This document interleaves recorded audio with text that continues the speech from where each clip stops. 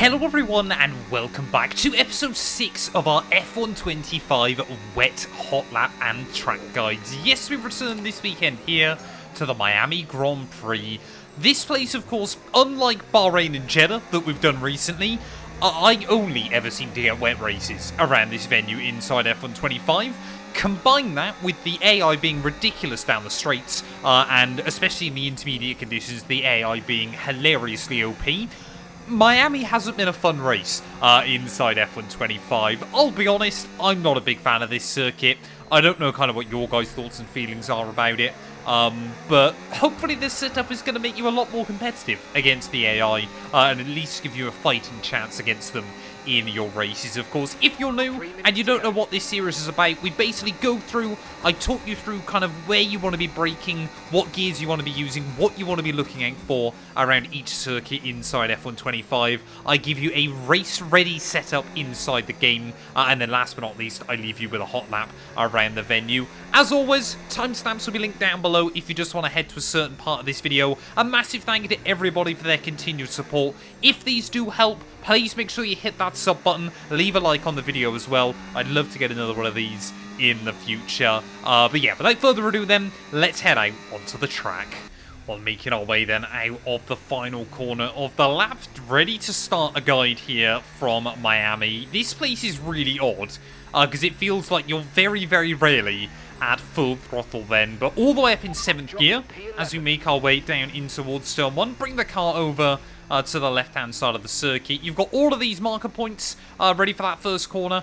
I like to brake just at the 100-meter board, just as this curb starts in towards that first turn. You're always better off braking slightly early than slightly late in towards this first corner. Just as the track kind of ebbs and flows, goes up and down again, it can be really, really tricky to get the car into the apex. All the way down to 2nd gear, really try to attack that apex curve through turn 1, and then just as you try and get the power down on the exit, short shift up to 3rd gear, and then short shift up to 4th as well, if you're still struggling with wheel spin. Get the car nicely over the curbing through turn 2, and then again try and get the car wedged over the inside curb through turn 3, nice and early on the throttle on the exit. Just be very, very careful. You're not even at full throttle until you get up into 5th gear, and then short shift all the way through 6th as well, as we get a short blast of full throttle down in towards the next couple of corners. Down into 5th through the first part, flick the car in at the 50-meter board, just a dab of brake to try to avoid inducing any understeer. Down to 4th through the second part, really try to attack this inside curb through the second part, and then again through the third, leaving in 4th gear, just being really, really careful with the throttle. I like to try to attack the car a little bit more on the inside. Don't let it run too wide, otherwise you just find that it understeers more and more. Downshift into 3rd, and then really try to get the car nice and straight as early as you possibly can. Upshift to 4th, full throttle, absolutely mash the throttle on the exit. Try and get the car wedged over that outside curb, and now you've got a little bit of a chance to breathe as you full throttle all the way down this back straight then. Basically preparing yourself now for the tricky middle sector of the lap. But through the twisty section, you're basically never at full throttle. It's really, really weird inside this game. It is all about modulating it. Brake just as you go under the gantry, about 120 meters out from 8th gear. You want to go all the way down to 2nd. Try to rotate the car in nice and aggressively once more. But again, don't be afraid to attack the curbs through the first part of the corner. Leave it in 2nd. It just gives you a little bit more kind of control over the front end. Get the car rotated round on the throttle just to make sure that you keep it nice and tidy through this section. Short shift up the 3rd on the exit, but really try and attack that inside wall. Get the car nice and square, make sure you avoid the outside wall, and then again rotate the car in nice and tidy in 2nd gear there. Try and again get the car completely wedged over this curbing on the exit before a quick blip of throttle, and then again avoid this inside curb on the exit. Try and short shift up through 3rd and 4th gear before you're then getting full throttle down as you get up into 5th. Again, you get a little bit of a chance to breathe as we make our way down this back straight, but now you're going to be looking up towards the DHL signs down the end of this section. Past the 300, past the 200, you want to brake just at the 150, just before that DHL sign, nice and early. It will, kind of the fronts will lock up slightly, but just be very, very careful. You know, they will slowly start to rotate again and give you peak braking performance. 2nd gear through this final hairpin. Again, be really, really careful on the exit. Short shift all the way up through 5th gear, but then you're still not even really at full throttle until you get the power down through this final right-hander of the lap. Shortest run back towards the line. And there we go. That is going to be a lap of the Miami Gardens circuit.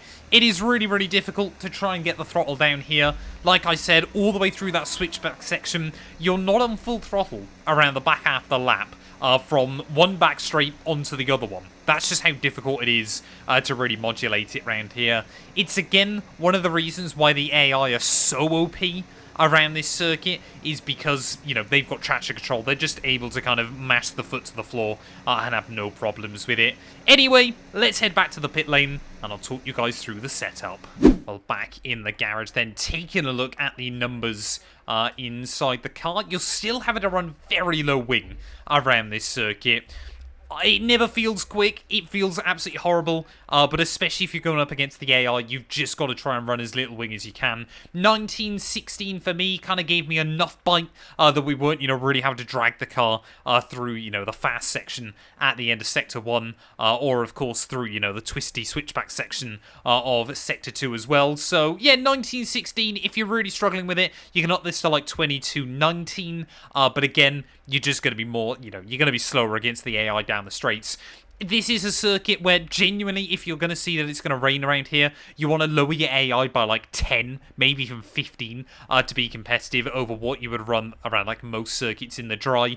It's just brutal inside F125, and I really do hope they patch it at some point. 80-35 for your throttle and diff settings. Again, fairly locked on throttle differential. A slightly more locked off throttle diff as well around this circuit than what we normally run. Just allows those wheels to kind of spin together as you're trying to slide the car through. And again, of course, on the on throttle, it does make traction slightly more difficult, but quicker if you're running a slightly more locked diff as well there. Minus 3.4, minus 1.9, 0.01 and 0.12. Again, it's just to try and look after the tyres a little bit more around this circuit. You can find that if you can match the AI, you're probably burning through rubber around this venue as well. So if you've got a full wet race in a 50% event, it will be a one-stop. It's one of those tracks where you just cannot make a no-stop work, at least in my experience around this venue. 3610 for your front and rear suspension, 1310 for your anti-roll bars, and then 2451.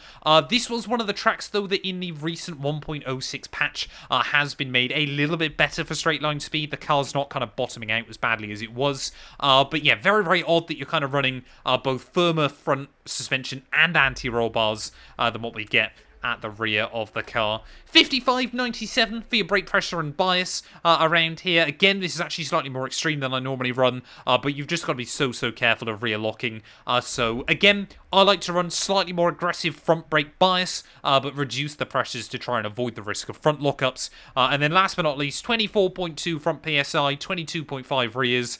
Like I said, you know, this place, it's impossible to manage the tyre wear against the AI. The temperatures, especially if you're on intermediates, you're just going to cook the rubber no matter what you do inside this game. So again, it makes the one-stop manageable. It avoids too much wheel spin, too much understeer as well on entry to corners. So it's just what works for me inside F125. Hopefully this video helps you out though. If it does, like I said in the intro, please make sure you hit that sub button, leave a like on the video. I'm going to be trying to get back and doing more of these videos. Now we're out of a heatwave here in the UK.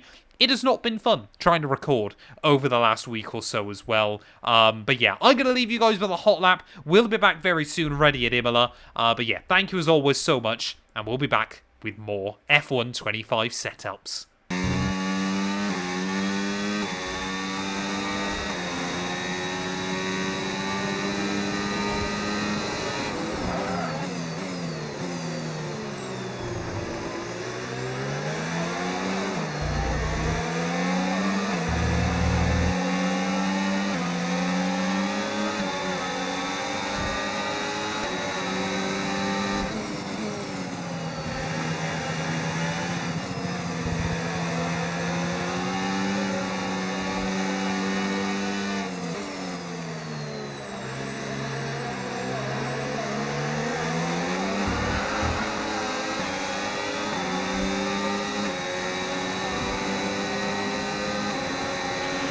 3 minutes to go.